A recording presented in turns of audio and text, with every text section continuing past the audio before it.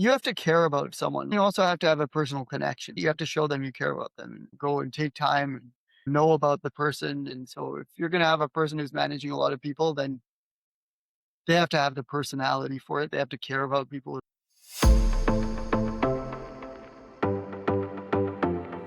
You're listening to Titans of the Trades. I'm your host, Ryan Englin, author of Hire Better People Faster and creator of the CoreFit hiring system, a proven process to help growing companies attract and retain only the best.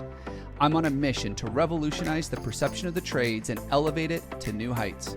After growing up in a blue-collar family, my passion for making the trades cool again runs deep. If you're a titan in the industry and want to be on my show, stick around until the end and I'll reveal how you can be my next guest.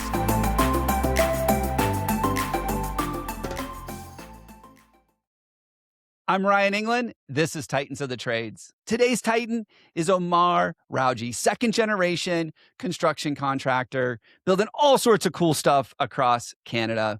And we had a great conversation about the importance of culture, how you can actually build mentorship programs, and what an onboarding plan really looks like, which was a surprise for me. I wasn't expecting that one. So it was really cool to learn about what they do to onboard their new people, because onboarding is so important to not only making sure that you have the right people, but setting them up for success.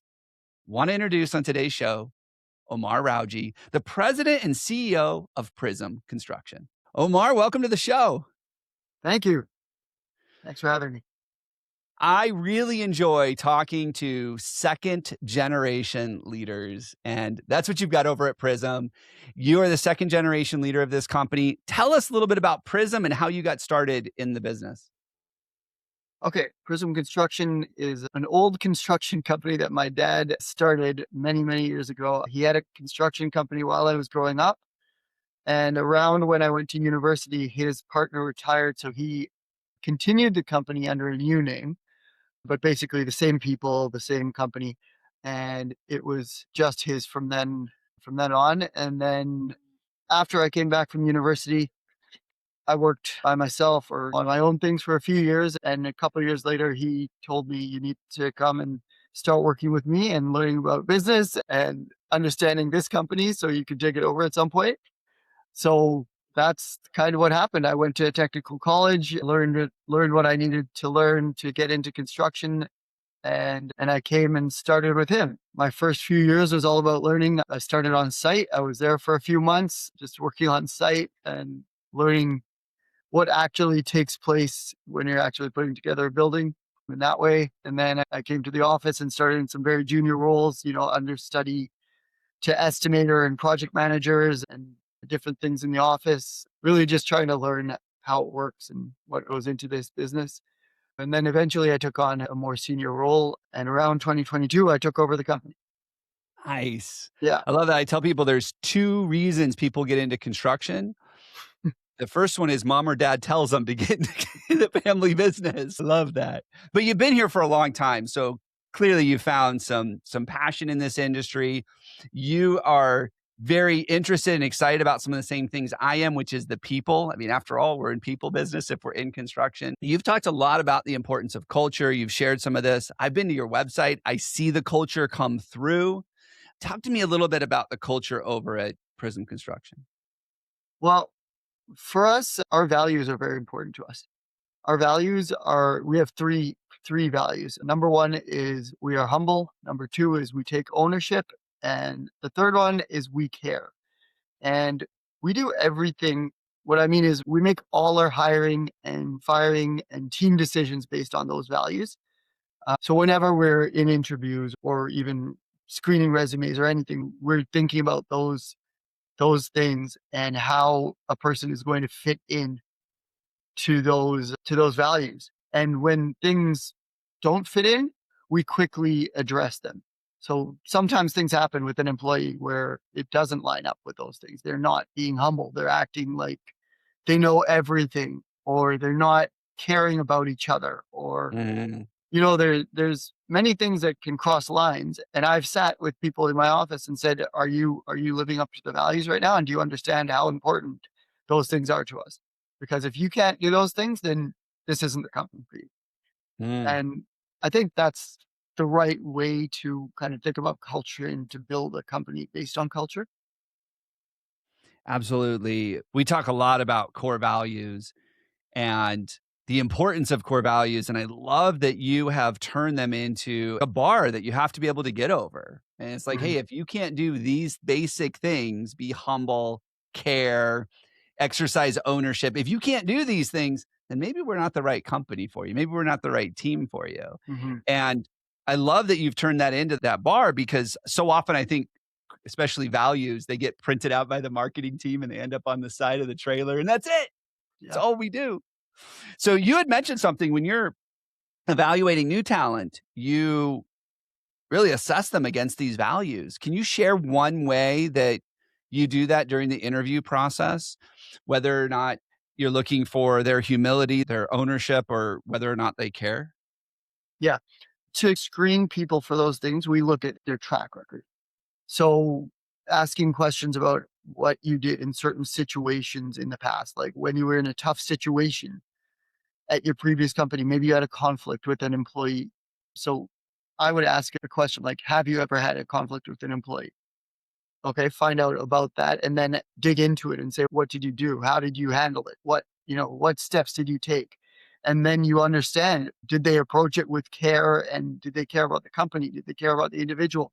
What did they only care about themselves? Because sometimes people will admit, oh, I got really angry and I started yelling or and you take notes on things like that and you say, okay, that is actually how they handle stress and how they handle difficult situations or Yeah. something like that.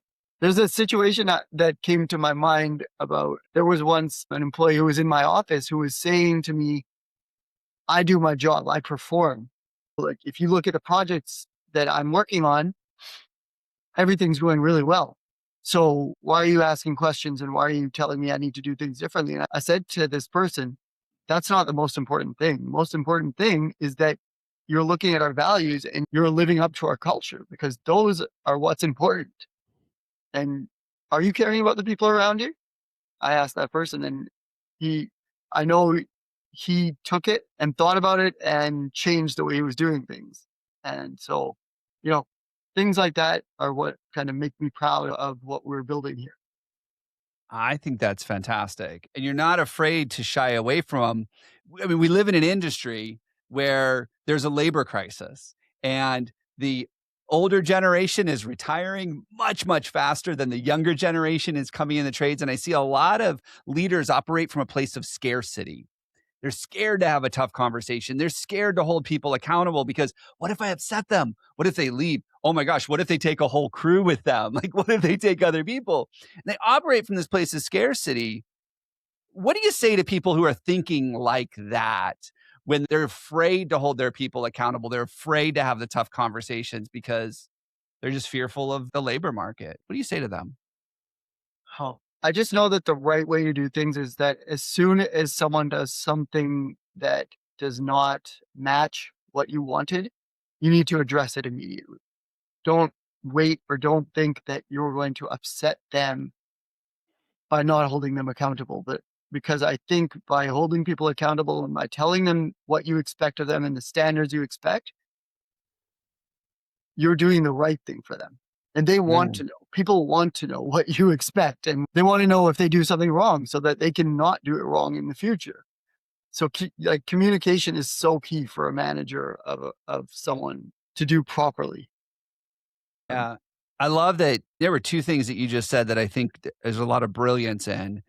The first one is we deal with situations in real time.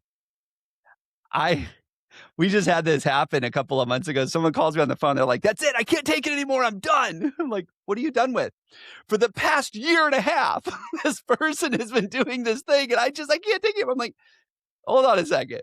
So for the last year and a half, it wasn't a problem, and now it's a problem. Well, yeah, because mhm, this thing happened, and they just don't deal with it. And then what a weird conversation, right? As the employee, for the past year and a half, you've had a problem with this thing, but you didn't tell me. yeah. Yeah. Why didn't Um, you tell me? and I love that, like just the brilliance in that. And then the other thing you said that I think a lot of people need to hear is that the communication piece is so important. Like there's the real time action in dealing with things, but then there's the ability to actually communicate it well. So what have you found to be very successful for your leaders to help them with that communication piece? Because I know a lot of construction people, they struggle with it. Well, honesty. Really, Mm, at the end of the day, it's about honesty, right? But you have to care about someone. Like that's why that third value is so important. We care because yeah, you can't just go and just insult everything that someone's doing. Maybe that's a bit too honest. Like yeah. you have to come at it from a place of I'm trying to help you. Mhm. The thing you did, maybe think about this and think about doing it this way, and like offer ideas, but don't tell people how to do things. Uh, Mhm. But then you also have to have a personal connection, right? You have to show them you care about them and go and take time and know about the person. And it's all emotional quotient, right? It's very important to have that. And so if you're going to have a person who's managing a lot of people, then they have to have the personality for it. They have to care about people as well and be able to take that on. So, if I heard you correctly, the test for whether or not someone should be a leader is not, are they the best builder?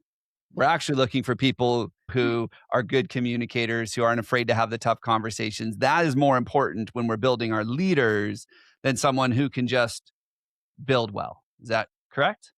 I think so. I don't know. Do you agree with me? I agree with you 100%. I just wanted to make sure I heard it right. That's what I would say. Yes. I actually think, I mean, even in your case, look at your case. You didn't know how to turn a wrench. You didn't know how to operate the equipment. You didn't know how to do that. And here you are running a company that's done over $2 billion worth of projects. Like you guys aren't small by any means. And you didn't grow up in construction. Like that wasn't your world. You went to university, you got the experience you needed, you came in. And of course, I'm sure you've learned things along the way, but the leadership component has nothing to do with your ability to erect something. Right. To It's build. kind of separate. Yes. Yeah, Mhm. completely separate. So, one of the things that you and I were chatting about before we started is the importance of mentorship. Now, I have my opinions on what mentorship is. I want to hear what your thoughts are on mentorship and its role in the industry today. Well, first of all, its role is extremely high. It's just very important because you mentioned that the workforce is aging. We're trying to supplement it or inject younger generation into this workforce, meaning we have to bring people along and teach them about how construction works. And that takes mentorship and education and a willingness from the older generation to teach and a willingness from the younger generation to learn. How do you have good mentorship? I think you have to have people who are good teachers, who are willing to share, who are good at it, who are good at taking that time it takes to sit with someone and explain how things work. You have to put the right people with the right people. Something we do that has worked is that we have a strong onboarding program. Mm, So we'll have a schedule for our new employees that was built out for months on how they're going to get from this point to this point A to point B in their construction education, who they're going to work with, who they're going to learn from, who is going to oversee them. And this onboarding process starts before they've even started working for us, right? We have a mm. schedule built out for them. We have let them know who you're going to be working with on day one and what you're going to be working on. And I think that structure is really important and people appreciate it. They do, don't they? Yeah. The employees love structured onboarding. Yes. But usually by the time we hire somebody, we're so far behind on the project or the work. We're like, just get them up to speed as fast as possible. And well, you've probably seen this. I've seen it. It usually doesn't work out very well because the employee doesn't stick around. Yeah. I love that you have, and you said months. I wrote that down. Schedule onboarding for months. It Here's should where be you months. are. I just know that's such a profound idea. I love it. I completely agree with you. It's part of how we do our onboarding program. It's minimum of 90 days, Mhm. a minimum of 90 days. And that's just to onboard them, just get them started. And then you can worry about production after that. Right. One of the things that you said about the mentorship is the right people, connecting the right people together, getting the right people. And I know a lot of times when I see mentorship programs, it's usually something that's voluntold, right? You just, hey, that's a great superintendent over there. He's going to train the new guy. And the superintendent's like, My boss told me to, I guess so. No idea. I like the idea of mentorships being something too that's a little bit more personal, where it's not just about showing them how to do the work, but it's giving them a built-in friend, if you will, like someone they can confide in, someone they can ask the silly questions of and not worry about judgment. Because when we build those friends in, we create a higher opportunity for engagement. People Right. want to work with people they're friends with. It's that Right. simple. Mhm. And so that idea of connecting to the right people, have you guys, this might be a loaded question, but have you guys figured out how to do that? Like, how do you find the right mentor or the right mentee and go, hey, they're going to be a good fit together? Or is it just trial and error? Ooh, that's a tough question. Hmm. I It's- think one thing you know when you have a good teacher, right? You know that that person is really good at sharing information and understanding how to seed information in a way that's not overwhelming, right? A piece at a time and at the right time so that the younger or the more inexperienced person is not having their mind blown by way too much. yeah. And they know that they can keep coming for more information when they need it. I think that's the key, right? Like you identify who are your good mentors Mm. and you put them in, and then you put the younger people with those people so that they can gain from that. So the good mentor, if I heard you correctly, is that's really the more important part. If you got a good mentor, a good teacher, a good coach, a good communicator, that's way more important than is the mentee, a good, communicator, those kinds of things. Yeah, at the end of the day, the mentee will be very important too. But if they are not good at learning and picking up the information, they probably just won't work out, I right? just wanted to make sure I heard you right because I like that. Yeah. I like that. You're teaching me right now about this mentorship. How do you align people? That's always been a big question. We use behavioral assessments to do that. Yes. Yes. Uh, I don't know Mhm. if you guys ever use that, We but do when we're hiring, we use behavioral assessments as well. So very yeah. important. And And I think those help a lot with, are these the right people? Will they be able to communicate? Whether or not they have common interests or shared beliefs, that's a whole nother thing. But at mm, least from a behavioral communication style, we like that. Tell me a little bit more about this onboarding. So you had said, and you don't have to get into the nitty gritty, just big high level. So you put together a schedule yeah. for months. Like, when does this happen? Do you wait until the new person shows up? Do you already have it built out before you hire them? Well, the Help me good thing understand is, the mechanics behind this. We don't have to right. get into So the nitty the gritty, good thing but is once you've done, let's say, an onboarding process schedule for a project manager, next time you do that onboarding schedule for another project manager, it's going to be very similar, right? So we have many examples or files from the past where we built them out, a schedule on a spreadsheet where it says on this date they're going to be working with this person and they're going to be in this location learning this. We have that all built out from past examples and situations. And, so basically you hire someone and you say, okay, you start in, I don't know, 2 or 3 weeks. You'll be here on Monday at this time. You send them an email or you call them and you let them know of their start date and place and everything and who they're going to be working with. And then while doing that, you're also finalizing the onboarding schedule.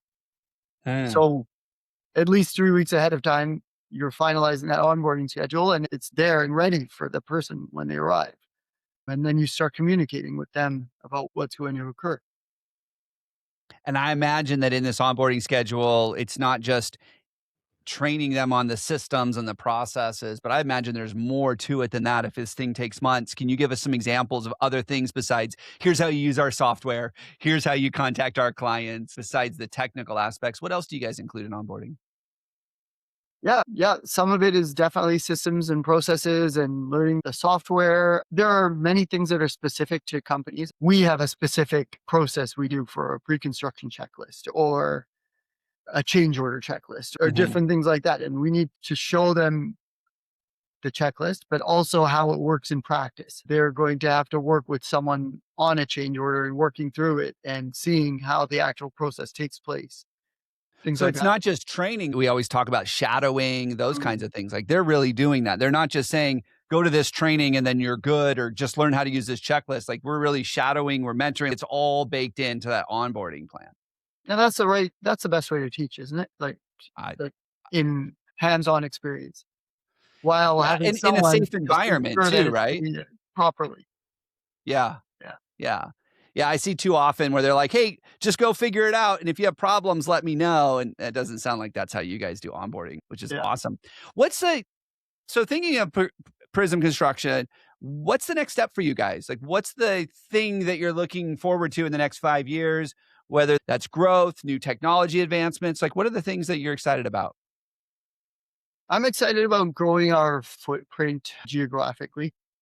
We've built actually across Canada. We've done projects across this country, almost like coast to coast, but we should set up offices in different cities so that we can actually have a strong footprint in different places. Mm, And we are working on that.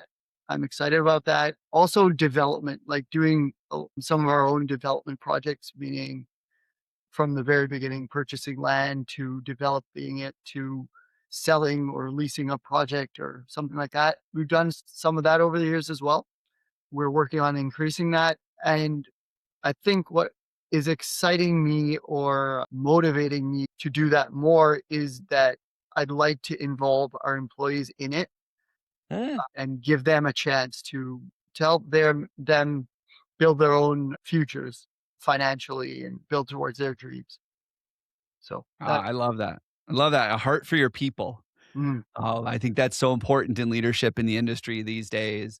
This has been fantastic, Omar. Thank you so much. We got to talk about onboarding. We got to talk about culture. We got to talk about mentorship. Your values are great. I love the we care one. And it sounded to me like that's really the one where it all starts there. Like if you don't care, you're not going to be humble. You're not going to have ownership. Like you got to start there. Such great stuff. How do people learn more about what you're up to at Prism Construction? They want to see your project. Sounds like you guys build some really cool stuff. How do they connect with you guys? yeah, well, we're putting plenty of content about what we're doing and how we do things on LinkedIn and Instagram. You can find Prism Construction on LinkedIn. You can find Instagram. It is at prismconstruction.ca. You can find me on LinkedIn as well. And so I think definitely you could learn a lot about what we're doing, our history and our future probably as well from those platforms and our website, of course, prismconstruction.ca. Fantastic. Thank you so much for all your wisdom and knowledge, everything you're doing in the industry. I can't wait to see where you guys go next. Thank you. Thanks a lot.